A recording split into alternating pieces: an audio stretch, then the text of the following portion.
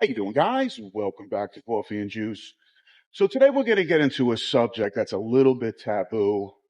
I'm going to gently try to break this down. And remember, this is only an observational piece, and my channel is about mostly if you come to the region as somebody who's new, or maybe you have some experience here, I want you to be prepared.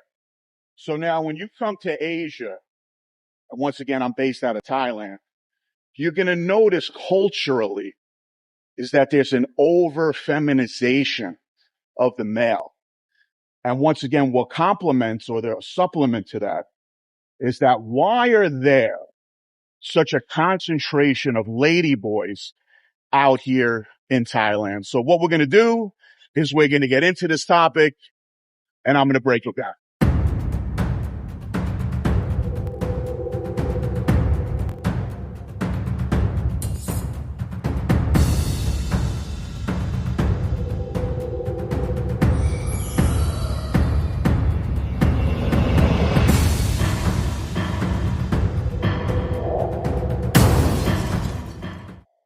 So before we get into the topic, I'm a guy who does my research, which means that, I'm American, I have my point of views on things and I'm coming from a cultural space and, my viewpoint is my viewpoint, but living out here over the last 5 years or so, intermittently, I notice things. So what I notice, as an example, I was in Bangkok the other week and I'm on the BTS, which is the train station.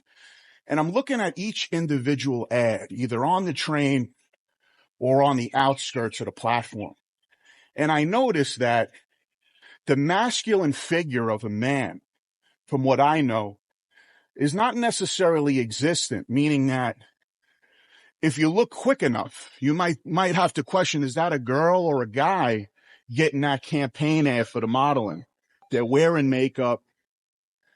And it seems to be a prevalent concept out in Asia. Then also, like I said prior, is that this is like the epicenter of people that look to transition either fully into a male to a female or someone who becomes a lady boy with the keeping some additional parts from birth. So the question is, why does this happen and how come? So the first hypothesis, and this is me sourcing from other people, is that specifically in Thailand, there's maybe not that many options economically, meaning that when you grow up as a man, you have to support the family somehow.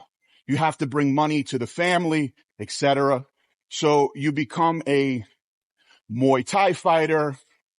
Maybe you do a couple of other things, but one of the things that is floated, and it seems to be true, is that you transition into becoming a lady to then generate money regarding adult entertainment, and you take that money back because of the subpar economy. So that's one hypothesis regarding why there's a transition. Now, but my question is, I question things. So all of a sudden, if I can't throw a left hook and a roundhouse kick, I say, well, I'm not too good at that. So let me put on a wig and some makeup, etc. To me, that doesn't make sense. Like, what else is part of the packaging is that makes me now gravitate towards femininity? Now, there's a lot of theories regarding xenoestrogens, regarding what's in your food, what's in the water, if we want to get into the conspiracy world. So one hypothesis is, due to the subpar economy, you make the decision as a young person to say, you know what? I'm going to become a lady now. And just understand, this is observational. There is no judgment on my part. I'm just stating what I'm seeing when I'm out here. So now, the second thing of interest is going to be this right here. So the secondary hypothesis on why there's overly feminized men or non-masculine men, etc., lady boys, concentrated in Southeast Asia / Thailand. I got on the horn with a Korean woman that I know, lived in Korea, now's in America. So when I posed this question to her, because we were just talking, and I go, why is this the case? The same question I just started the video with. She goes, well, historically, and I thought this was interesting. Historically, the West or Europe, America, have gotten on boats, went to certain areas and conquered. And what was revered is an alpha to masculine figure, like a warrior conqueror, was something that was, very venerated. But she goes in Asia she said, she happened to mention Japan, that Japan is actually excluded because they went to war, et cetera, this, that, and the third. But she said that if you go to an Asian female and you say, oh, he's got a beard, they'll be like, oh, he's very big and muscular.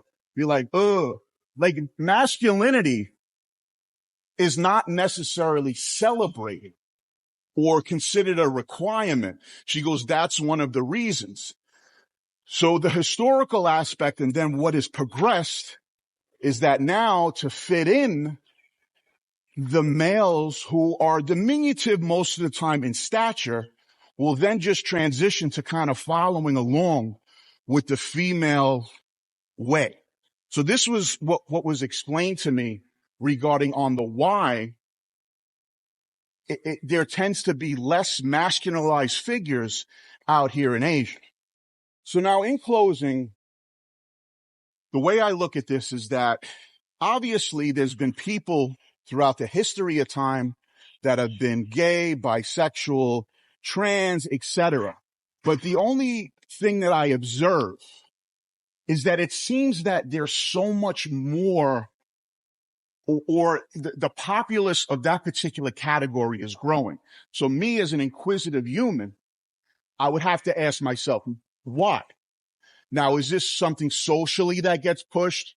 Once again, if we border on conspiracies, etc.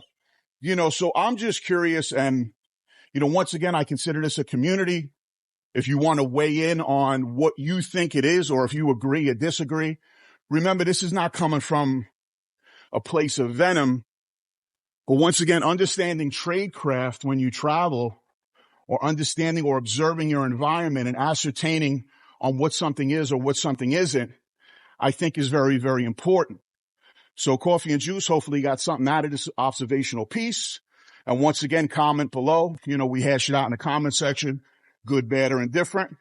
Have a great day, and I'll talk to you soon. I know all there is to know about the crying game.